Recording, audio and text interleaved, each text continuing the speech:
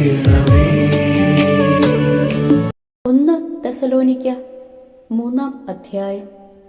തിമോത്തേയോസ്, ഈ വേർപാട് ദുസ്സഹമായി തീർന്നപ്പോൾ ആഥൻസിൽ തനിച്ചു കഴിയാൻ ഞങ്ങൾ തീരുമാനിച്ചു.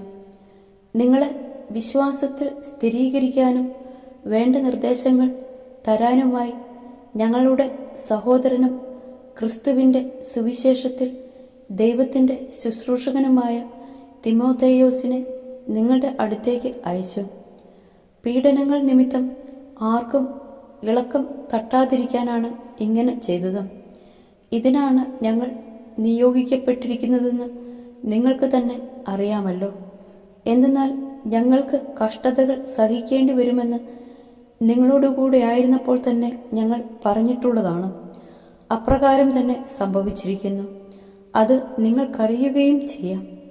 ഇക്കാരണത്താലാണ് ഇനിയും കാത്തിരിക്കുക അസാധ്യമെന്ന് വന്നപ്പോൾ നിങ്ങളുടെ വിശ്വാസത്തെക്കുറിച്ച് അറിയാൻ ഞാൻ ആളയച്ചത്. പ്രലോഭകൻ നിങ്ങളെ ഏതു വിധത്തിലും പരീക്ഷയിൽ വീഴ്ത്തിയേക്കുമെന്നും ഞങ്ങളുടെ പ്രയത്നമെല്ലാം പാഴായി പോയേക്കുമെന്നും ഞാൻ ഭയപ്പെട്ടു. എന്നാൽ തിമോത്തേയോസ് നിങ്ങളുടെ വിശ്വാസത്തെയും സ്നേഹത്തെയും സംബന്ധിക്കുന്ന സദ്വാർത്തയുമായി ഞങ്ങളുടെ അടുത്ത് മടങ്ങിയെത്തി. നിങ്ങൾ ഞങ്ങളെ സ്നേഹപൂർവ്വം സദാ സ്മരിക്കുന്നുവെന്നും ഞങ്ങൾ നിങ്ങളെ കാണാൻ ആഗ്രഹിക്കുന്നത് പോലെ തന്നെ നിങ്ങൾക്കും ഞങ്ങളെ കാണാൻ ആഗ്രഹമുണ്ടെന്നും അവൻ അറിയിച്ചു.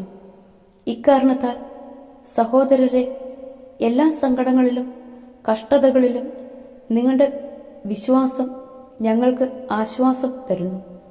ഇപ്പോൾ ഞങ്ങൾ ജീവിക്കുന്നെങ്കിൽ അത് നിങ്ങൾ കർത്താവിൽ ഉറച്ചു നിൽക്കുന്നതുകൊണ്ടാണ്. ദൈവസന്നിധിയിൽ നിങ്ങൾ മൂലം ഞങ്ങൾ അനുഭവിക്കുന്ന ആനന്ദത്തിന് നിങ്ങളുടെ പേരിൽ ദൈവത്തിന് എങ്ങനെ നന്ദി പ്രകാശിപ്പിക്കും? നിങ്ങളെ മുഖാഭിമുഖം കാണുന്നതിനും നിങ്ങളുടെ വിശ്വാസത്തിൻ്റെ കുറവ് നികത്തുന്നതിനും വേണ്ടി ഞങ്ങൾ രാപകൽ തീഷ്ണതയോടെ പ്രാർത്ഥിക്കുന്നുണ്ട്.